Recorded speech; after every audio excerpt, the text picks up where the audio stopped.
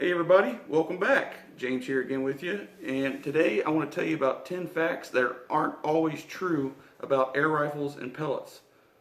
So let's get to it. Okay, the first fact, wind affecting accuracy. Truth be told, the wind does not affect accuracy. What it does affect is drift. So I shoot outside 100% of the time, unless I'm somewhere else shooting. I have to deal with the elements. If you've watched past videos, I've shot in -5-degree weather, out in the open, wind, you name it, anything. So I pretty much shoot when I can, no matter if there's wind or not. And come to notice, if you have a steady rest and all that stuff, the wind does not really affect your group. It does not affect accuracy at all. What it can affect is if you're actually shooting out in the wind, like if you're out in the elements shooting, it can move you and the barrel, and it does drift the pellet. But if you're shooting in an enclosure, it does not hardly affect the groups. I mean, it does not affect the group size at all. And the reason why I'm saying that is about a month or so ago, I was up at Indiana Airguns shooting in their enclosure, and we were shooting out to 75 yards with my Umrex Gauntlet, which I have right here. Factory tune, nothing special, right out of the box, pretty much right out of the box the way you get it. I was using the Crosman Premier Dome 14 3-grain. These shoot at 860 feet per second out of this gun, chronographed. And as a joke, somebody set up a target that was half the size of a playing card, about a 2-inch piece of steel or 1-inch piece of steel downrange that was just a little sliver hanging from a wire. And we were hitting it. We were, me and Dennis from Indian Airguns were using my gun and hitting it with a 20-mile-an-hour crosswind, believe it or not. I did have to account for a little bit of drift. I had to move about a half mil over at 75 yards. That is insane, and they were actually piling up. I mean, we could see through the scope that they were right on top of each other, and it's no joke. So what that means and told me was that the wind does not affect your accuracy at all. If you're out shooting in the wind, that's a different story. But it does not affect the accuracy of itself. What it does affect if you don't have the pellet optimized for your barrel, which it's pellet stabilization with your twist rate. Okay, so the next fact that isn't always true is pellet brand. So I have pretty much the mainstream pellets here: JSB, Crosman, H&N. All that doesn't matter unless they shoot out of your gun, shoot good out of your gun, and they're matched to your barrel twist rate. So these pellets right here aren't even the most optimized for the Umrex Gauntlet in 22 caliber. So pellet brand does not even matter. So if you're searching for accuracy, don't look for pellet brand. Another fact, the cost of the pellet. You would assume the more the pellet costs, the better quality it is, which isn't always true. You have to think, like JSB and H&N, all them pellets that are imported, they have to have a higher cost because they're imported and made in a different country and imported and all the taxes and stuff. Just because it costs more than another pellet does not mean anything. Okay, so the next fact here is the pellet weight. A lot of people would assume that a heavier pellet like the H&N Barracuda Match 21.14 grain would have the most power out of a gun because it's one of the heaviest pellets in that caliber. So 22 caliber, you would assume that it would be the most powerful, and that is not true. In my nitro piston gun, they shoot like 610 feet per second, which is not very much. I actually shot Gammo red fires out of that gun at 740 feet per second, and it's rated at 800. How does a 15.4 grain shoot that fast out of a gun rated at 800 feet per second?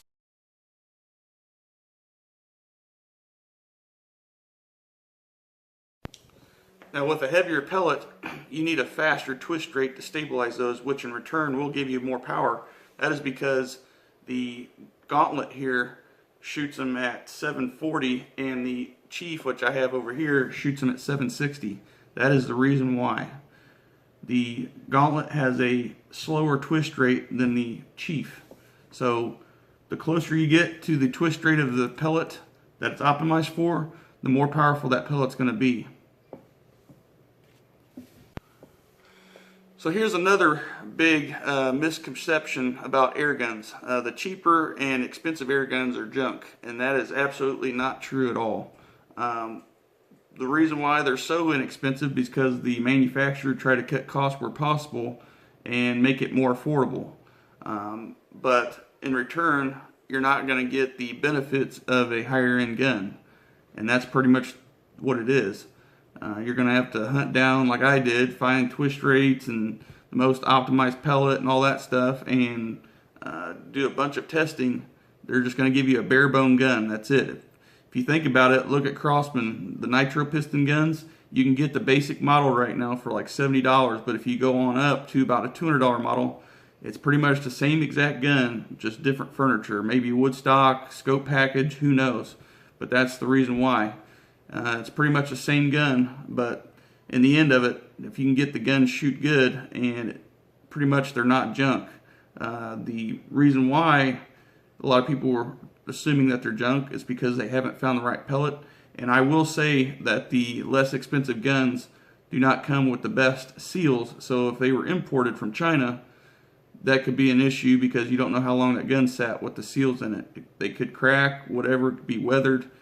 It's all dependent till you break the gun down and see what it is, if there is anything wrong. Okay, so here's a big one that's pretty much another misconception in the shooting world. It doesn't matter if it's air guns or not. A lighter trigger pull increases your accuracy. That has no effect on the barrel itself. If you have not found, again, the most stabilized pellet for your twist rate,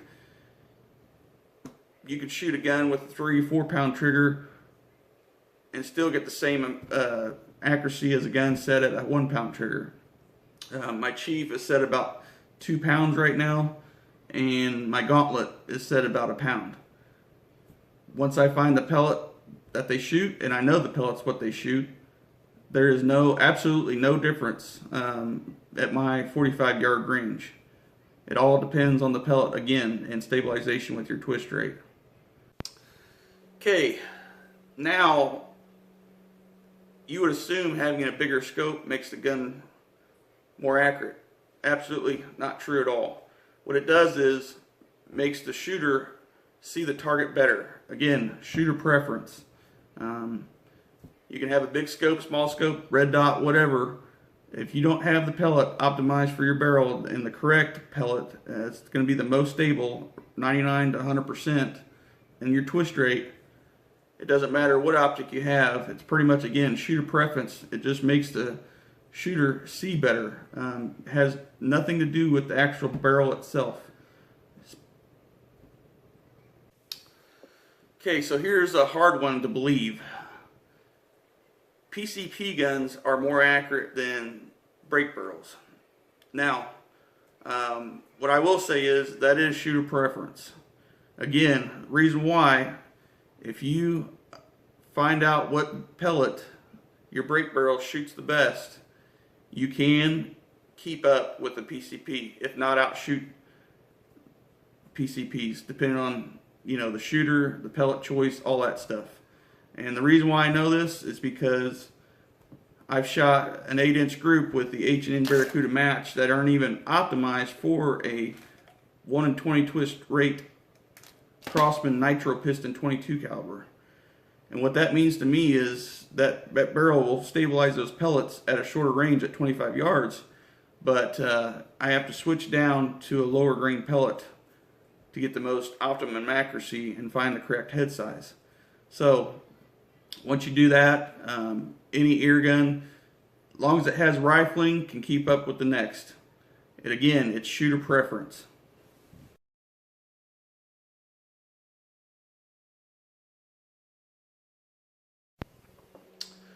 Okay, so the next fact that isn't always true is that you'll never reach your stated muzzle velocity from your manufacturer of your air gun. and that is not true. I actually reached the muzzle velocity with my Beam & Chief using the Crosman 14.3 grain pellets.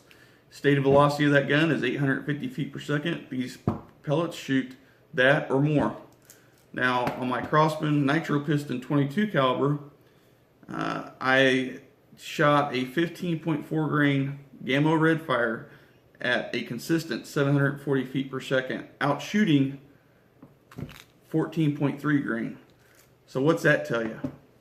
If you're shooting the correct pellet with correct head size, you can hit the stated velocity.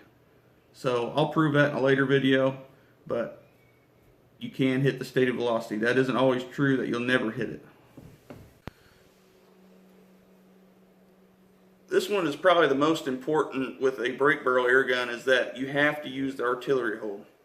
And I hardly ever use it. I don't use it. I just lay my gun down on a bag and shoot. A lot of people believe that you actually have to use it to get the most accuracy out of your gun. And to me, that has nothing to do with the accuracy of the gun because of the barrel. The barrel's not touching anything, then it doesn't matter whether you have your hand under it or a bag. What it did back in the day was people thought that the springs, or they do when you shoot a spring gun, an actual coil spring, is it whips inside the chamber, and that's what causes the vibrations. But nowadays, with the nitro piston guns, it's just a straight like a shot, and it's just a jolt instead of a whip inside the piston chamber. And the reason why you can shoot other guns with actual coil springs in them, like the higher end guns, is because manufacturers come out with guide rods in them. If you ever seen a breakdown of like a Beeman R9 or R7 or a really high-end break barrel, you'll see that they have actual guide rods. So when they compress the spring inside the piston chamber when they cock the gun, that spring stays as straight as possible when it's released from the sear. The piston going forward is, with the spring behind it, is almost as straight as possible, and it's a real smooth gun. So artillery hold, in my opinion, and I know people don't use it all the time, has really no effect on accuracy. I've tested that using the artillery hold versus sandbags and found no significant difference. Alright everybody, well I hope you enjoyed this video. I just want to get these facts out there that aren't always true, because you know, you start to believe that stuff, and until you've actually tested it and found out what works for you, everything doesn't work for everybody. So no matter what it is, go out and test it, find out you know, what pellet your gun shoots. Again, find out the twist rate. I've already made a video on that, just the past air gun video that I made. So you find out the twist rate, you can pretty much find out what pellet it likes. And how do you know that? Well, the lesser twist or the faster twist like a heavier pellet, and the slower twist like a lighter pellet. So again, I stated in that video that the Crosman nitro piston with a 1 in 20 is the most optimized around a 14 grain pellet, because that's what Crosman states. And that's pretty much, if you had a pellet that was head size specifically to the bore diameter, I guarantee you could probably hit the 800 feet per second mark in a gun rated for 800 feet per second. It's just that these pellets are the same head size as the bore diameter. So what it's doing basically is just wobbling down the barrel instead of actually engaging the rifling fully. So again guys, I appreciate you watching as always, and I hope you liked the video as always.